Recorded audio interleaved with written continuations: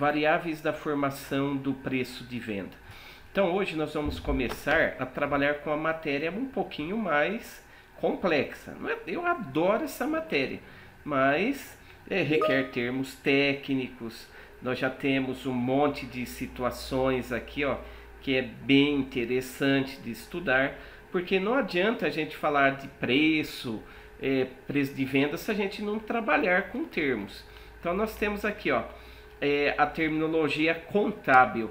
Na contabilidade ele explica cada termo e, né, o seu significado. Então nós vamos ver muito gasto. O que é gasto? Então gasto, vocês vão ver que é um sacrifício financeiro, né? Então é um desembolso. Você vai pegar um dinheiro e vai desembolsar para pagar alguma coisa. Esse gasto nós não podemos classificar ele nem como ruim nem como bom. Ele vai ter várias financeiras. Para que você gastou? Ah, eu gastei R$100 para ir numa festa. Ótimo. Aí a pessoa fala, olha, eu gastei R$100 para comprar um remédio. Né? Ótimo ou não? Não sei, é melhor você gastar com festa do que com remédio.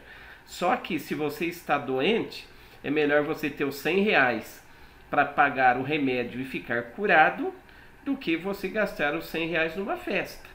Né? Então, aí é tudo questão da gente ver de que forma a gente observa a realidade da situação, certo? Então, o gasto, ele pode ser bom, pode ser ruim, né? Ele normalmente, ele é em forma de dinheiro, né? E depois ele pode ser classificado como custo, como despesa, como investimento e tudo mais. Então, o gasto é um sacrifício financeiro. Porque se a gente pudesse receber o salário e não pagar nada, não gastar com nada, era uma situação interessante. Né? Aí, aqui ele vai explicar, né, o que é, né, o gasto. Aí tem um exemplo, a empresa Utah comprou 1.000 unidades de matéria-prima, mas utilizou apenas 800 unidades no processo de transformação em determinado período, sendo a diferença ativada a título de estoque de matéria-prima. Portanto, o gasto foi realizado de 1.000 unidades e o custo foi de 800. Aqui ele dá uma diferenciação de gasto e de custo. Quanto que custou? Olha, custou 800 o valor de 800 unidades que eu gastei. Né? Agora, quanto que eu gastei? Eu gastei o equivalente à compra de 1.000 unidades. Só que para mim, eu vou lançar como custo as unidades que eu utilizei. Tudo bem? Aí, ele dá aqui, ó, uma definição, né, de custos e despesa. Isso nós vamos usar bastante, tá? Então, o que é custo? Custo é tudo aquilo que é relacionado à produção. Então, tudo aquilo que nós gastarmos para produzir um bem é custo. Tudo aquilo que nós gastarmos e que não foi utilizado na produção é despesa.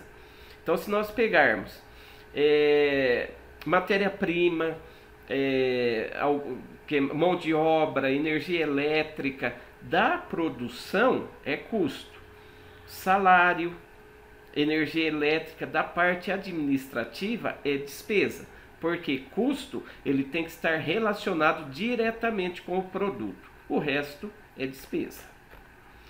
Aí vocês vão ver aqui alguns exemplos, né, de custo, que é o que eu acabei de citar.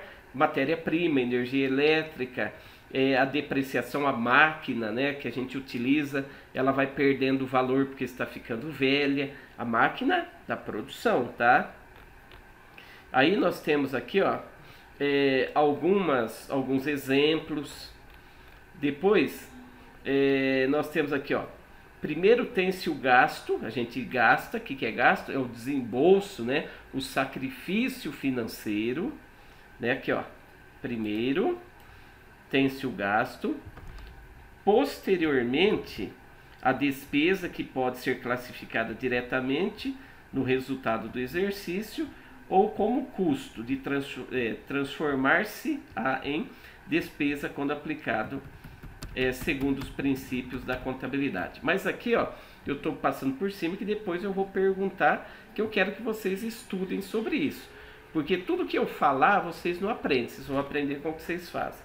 Aí, aqui nós temos algumas definições, alguma diferença. Então, custo é o gasto com fabricação do produto, processo produtivo. O custo só afeta o resultado da parcela gasta, que corresponde aos produtos vendidos, tá? Então, aí nós temos então, o que é gastos, o que é despesa, né, a definição. Aí depois nós vamos ver o seguinte, que vamos usar uns termos bem contemporâneos. Então, aí nós temos o que é investimento, né? Hoje a gente vê esse termo muito utilizado por empresas que vendem serviços, que nem você vai adquirir um curso de inglês. Ele não vai falar, olha, o custo desse curso, as parcelas. Não, eles vão falar assim, ó, o investimento que você vai fazer nesse curso. Então, o que é investimento? O que é desembolso, né? São termos bem utilizados. Aí, outro termo que é bem utilizado é de perda. O que é perda no decorrer desse processo? Receita, né? O que é receita? Basicamente, receita é aquilo que as pessoas misturam um monte de ingredientes, coloca no forno e nunca dá certo. É isso? Ou de vocês dá certo? Ó, a minha sempre dá certo, e é raro eu perder. Eu gosto de cozinhar e eu pegar uma receita, se estiver explicando bem, raramente dá problema. Mas aí vocês vão ver que na contabilidade e na administração, receita é a entrada de dinheiro da empresa decorrente de algumas coisas aí que está aí embaixo, né? Aí outros termos bem utilizados é ganho, lucro ou prejuízo e custeio. Outras coisas aqui que é legal, bem interessante. Custear, subprodutos, sucata e rateio. Então, outros itens que nós vamos utilizar aqui para classificar os custos. O que é um subproduto? Né? Olha, uma coisa que eu achei interessante, eu achava que a Granol fabricava óleo de soja e o subproduto do óleo de soja era o farelo de soja. Aí um aluno que era funcionário da Granol falou, olha, não é assim não. Daí eu achei assim, ele falou, olha, que eu não entendia. Eu falei, na minha opinião, mas eu não sei como que funciona. Aí o aluno explicou que no caso da Granol, o produto é o farelo de soja, principalmente quando deu algumas décadas atrás o mal da vaca louca lá na Europa, e eles começaram a importar uma grande quantidade de farelo de soja aqui do Brasil. O preço disparou, né? Então, eles viram que não é você fabrica o óleo e aí o que sobra, que é o farelo, eles fizeram um produto que é chamado subproduto. Não, tanto o farelo como o óleo são produtos, né?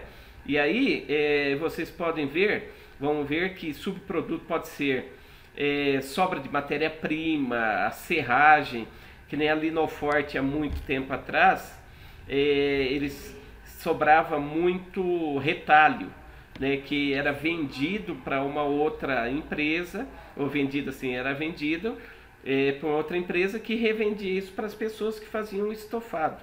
Estofado não fazia tapetes, né? E aí tem um outro item que também é utilizado, é a sucata. A sucata não é um subproduto. Sucata é o que sobra, é a sobra, aquilo que não tem uma finalidade adequada para a empresa. Ela pode vender como né? Que nem lá nós visitamos uma empresa em Birigui, que eles fabricam moldes para injetar sola de sapato, sola de tênis. E aí tudo que eles gastam, eles falavam assim, a sobra do alumínio. Eu não lembro qual que é o termo que eles usavam, né? Da sobra do alumínio. E aí eles pegavam e juntavam tudo isso daí e no final do mês vendia e dividia para os funcionários. Então a sucata, eu não sei se era fagulha, não era, eu não lembro. Aí o que eles faziam? Eles juntavam tudo isso daí no final do mês, vendia e dividia para os funcionários. Só que tinha critérios, se o funcionário faltasse tantos dias, ele perdia. Se ele chegasse atrasado, ele perdia. Então tinha um monte de critérios para ele poder receber parte desses valores e dava uma grana boa. O proprietário disse que eles conseguiram economizar uma grana boa, porque aí o funcionário não ia mais no médico, assim, no horário de trabalho. Ele primeiro disse que surgia muitos atestados, até falsos, né? Atestado que a pessoa ia lá, não queria trabalhar, pegava atestado, chegava atrasado, sempre tinha problema. A partir do momento que eles começaram a dividir a sobra dessa sucata do alumínio, né? Acabou isso daí, a empresa começou a lucrar. Então, em vez da empresa vender isso, ela doou para os funcionários e com isso os funcionários diminuir o custo de produção da empresa, porque eles passaram a não faltar. E aí vocês vão ver o rateio, que é o processo de dividir os itens, né, dividir os custos diretos e indiretos de acordo com alguns critérios. Aí nós vamos ver o seguinte, a classificação dos custos, né? Os custos ele pode ser classificado direto, que é aquilo que nós vamos usar diretamente no produto, que eu sei quanto que eu usei no produto. Exemplo disso é a matéria-prima.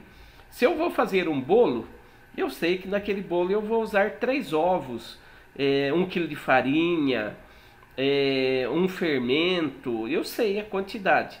E a mão de obra direta, que é a mão de obra do funcionário que trabalhou diretamente naquele produto.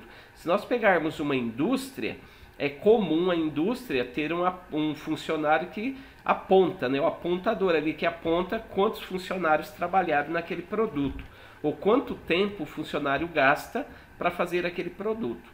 Para que isso? Para ele saber quanto que vai gerar de custo para a empresa esse produto. Aí os custos indiretos. Os custos indiretos são aqueles que não dá para mim saber quanto que eu gasto, certo? Eu fabriquei um bolo, mas tem alguns produtos que eu não sei, que nem no caso a máquina. Se eu tenho lá, uso todos os meus equipamentos, a máquina ela vai ficar velha e eu tenho que colocar o custo de reposição dessa máquina nisso. Então nós vamos ver alguns itens disso. Outro nível, né, quanto ao nível de atividades, os custos eles podem ser fixos. O que é um custo fixo? Ele não varia de acordo com a quantidade produzida. Exemplo, se você alugar um prédio comercial, independentemente de quanto você vende, você vai ter que pagar o aluguel integral. Você imagina o seguinte, por o fato dele ser fixo. Vocês vão alugar uma casa. Aí você vai lá, aluga uma casa de 4 quartos, 5 banheiros, 3 salas, garagem para 8 carros, uma mansão. Aí você chega para a pessoa e fala, olha, mas eu quero pagar muito mais barato porque eu vou morar sozinha. Você pode fazer isso? Não pode, porque independente da quantidade de pessoas que morem nessa casa, o custo vai ser o mesmo, né? O valor do aluguel vai ser o mesmo, tá? Então, no fixo, o preço não varia de acordo com a quantidade. Outro exemplo interessante disso são as pessoas que vêm de outras cidades. Que nem aqui em São Paulo, tem um monte de pessoas que são de Oswaldo Cruz e do interior que vêm trabalhar aqui. Então, agente penitenciário mesmo eu conheço que tem, acho que umas 3 repúblicas aqui. Então, o que eles fazem? Pega lá umas 7, 8 pessoas, aluga uma casa, um apartamento grande e eles dividem. Então, é muito mais fácil para eles dividirem o apartamento em várias pessoas do que alugar cada um apartamento. Então esse apartamento independe do número de pessoas que estão lá dentro. Então o custo é fixo. O custo variável é aquele que varia de acordo com o número de pessoas, por exemplo, ou com o consumo. Então, que nem quando você vai viajar de carro, você vai alugar um carro, você vai pagar o aluguel do carro. Se você for sozinho, forem 3, 4 pessoas, o preço do aluguel é o mesmo. Então ele é o preço do aluguel do carro é fixo, porque ele não varia de acordo com a quantidade de pessoas. Agora, se você for de ônibus, o preço da passagem do ônibus é um custo variável, porque aumentou o número de pessoas, aumenta o número de pessoas, do custo, né? Então, ele é separado. Aumentou o número de pessoas, aumenta o custo, né? Então, é a mesma coisa. O custo da matéria-prima. Se eu vou fazer um bolo e eu usar 3 ovos, é um custo. Se eu usar 5 ovos, vai aumentar o meu custo. Então, a matéria-prima é um custo variável, porque se eu aumentar a produção, aumenta os custos, tá? Aí depois nós vamos ver alguns que é semi-variável, semi-fixo, tá? Mas nós não vamos mexer muito com isso daqui, não vai dar muito tempo disso, tá? Nós vamos fazer alguns cálculos, tá? E aí eu vou passar para vocês daqui a pouco uma atividade.